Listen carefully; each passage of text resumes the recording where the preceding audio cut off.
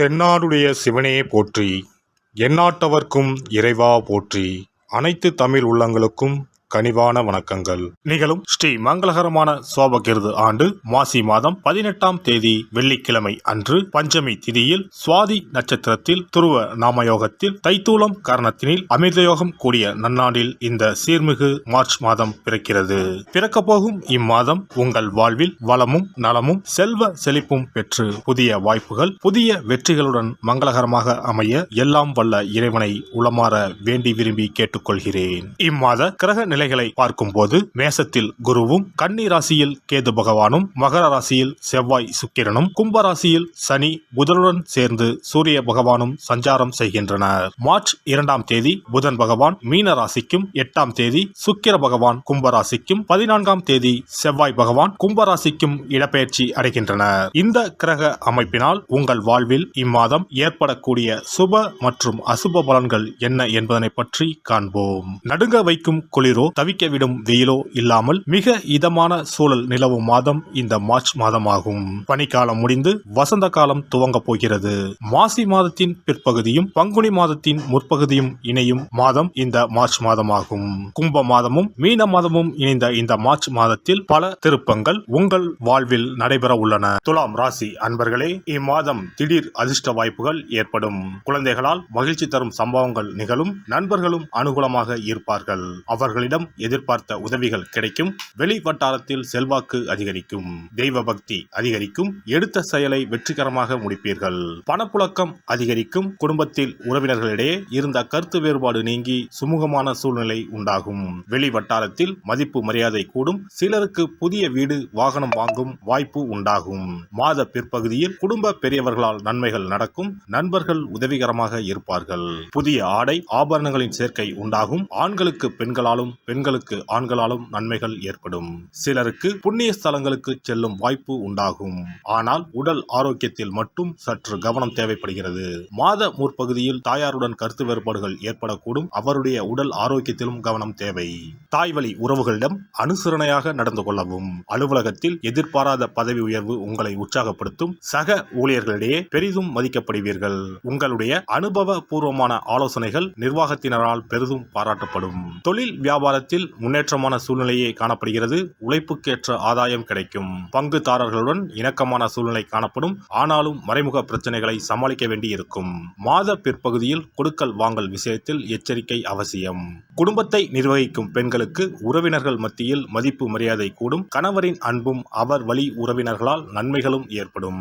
அலுவலகம் செல்லும் பெண்களுக்கு எதிர்பாராத சலுகைகள் கிடைக்கும்.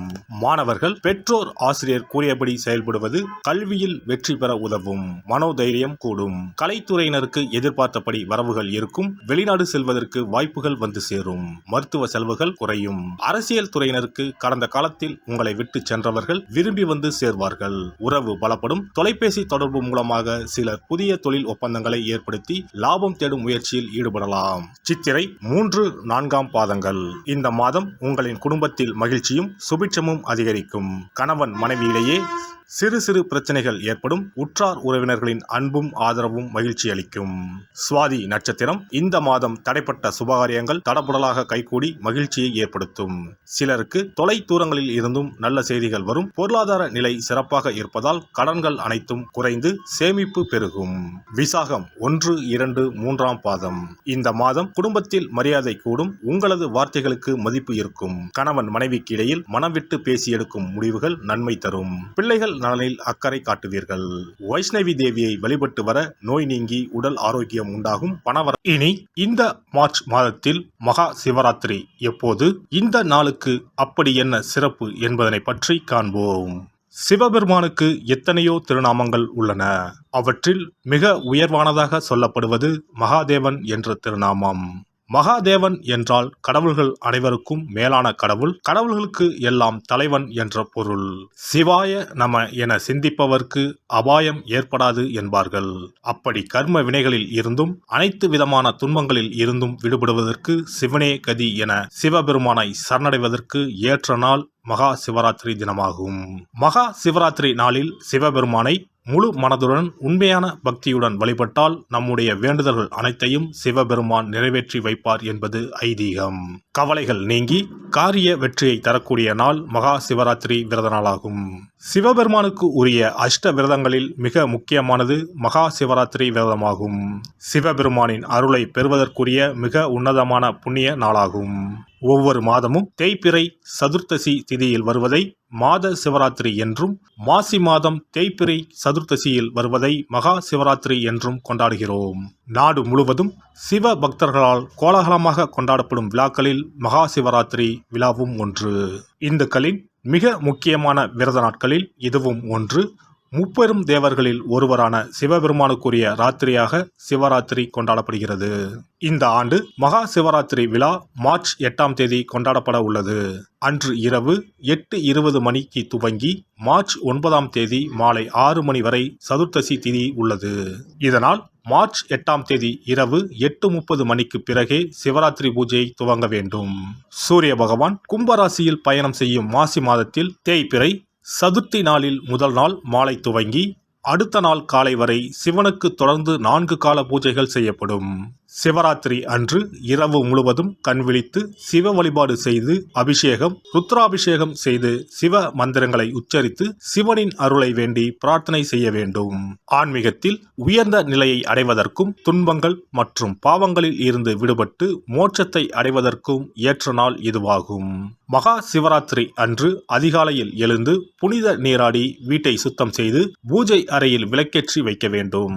பிறகு மாலையில் சிவன் கோவிலுக்கு சென்று அங்கு நடக்கும் அபிஷேகம் பூஜைகளில் கலந்து கொள்ள வேண்டும். அன்று சிவலிங்கத்திற்கு பஞ்சாமிர்த அபிஷேகம் செய்வதும் வில்வ அர்ச்சனை செய்வதும் மிக சிறப்பானதாகும்.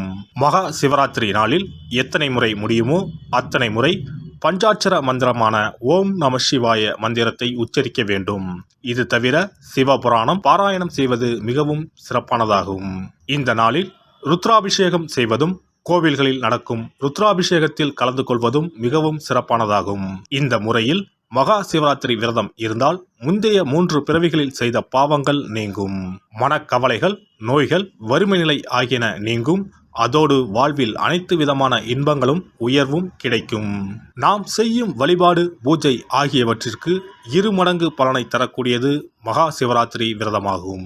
சிவபெருமானை வணங்குவதற்கும் அவரின் அருளை பெறுவதற்குமே அவருடைய ஆசி இருந்தால்தான் முடியும். அதனால்தான் அவன் அருளாலே அவன் தாள் பணிந்து என்ற அற்புதமான வாசகத்தின் மூலம் நாம் அறிய முடிகிறது. சிவ அருளை பெற வேண்டும் எனில் அது அத்தனை சுலபமான காரியம் கிடையாது. சிந்தையிலும் செயலிலும் சிவனையே நினைத்து ஒவ்வொரு காரியத்தையும் செய்ய வேண்டும். அப்பேற்பட்ட சிவபெருமானின் அருளை பெற எளிமையான ஒரு நாளை பற்றித்தான் இப்பொழுது நாம் தெரிந்து கொண்டோம்.